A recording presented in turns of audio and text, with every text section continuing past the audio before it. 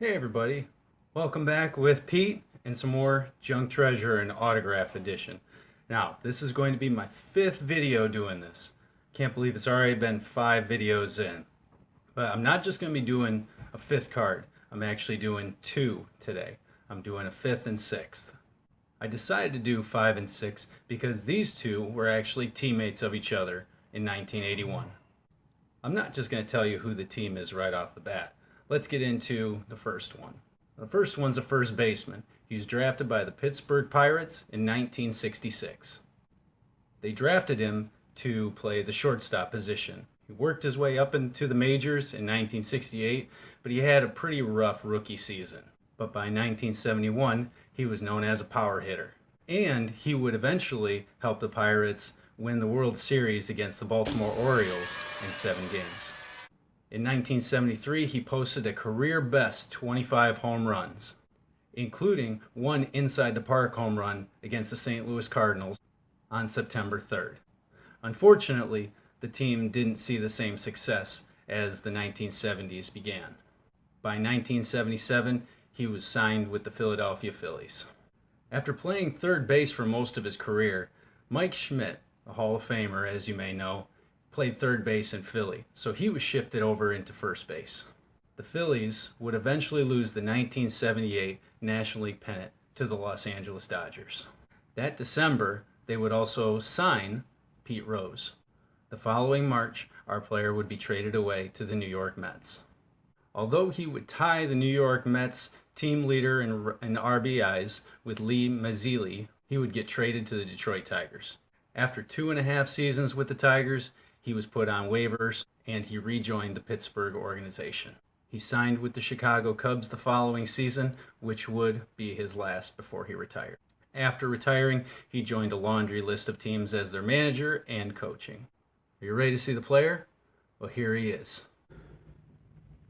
Here is the first player, Rich Hebner. And here is that wonderful signature right next to it. It's a great signature right there.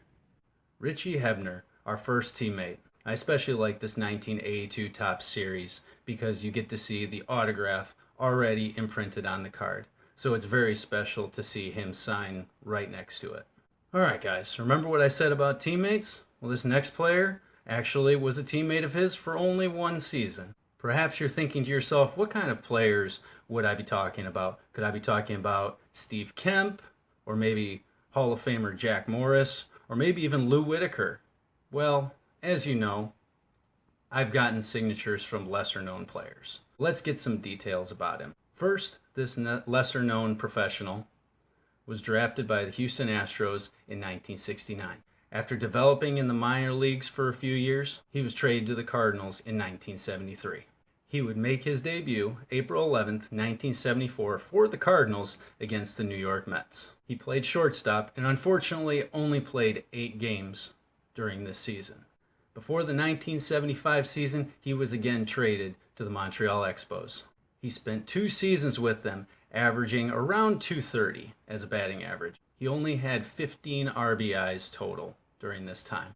I'm not going to mention the next team because that probably will give it away, but let's just go right into when he became a teammate of Hebner's.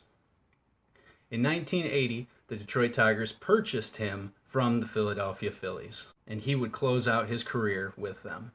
While his career may not have given Hall of Fame numbers, he did reach the majors, and that makes him a professional in my book.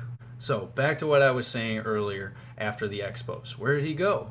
Well, he became part of a trade that would send him to the Boston Red Sox. And this trade was for a pitcher by the name of Bill Lee. If that doesn't give away who I'm talking about, but here you go. Here is our next teammate. And here is his signature right next to it as well. That is a wonderful signature.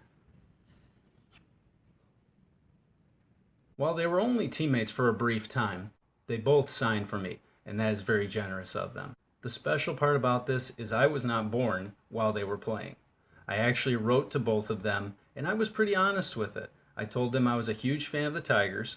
I did not unfortunately get to see them play, but I was still a fan of theirs, and that hopefully gave them the generosity to sign.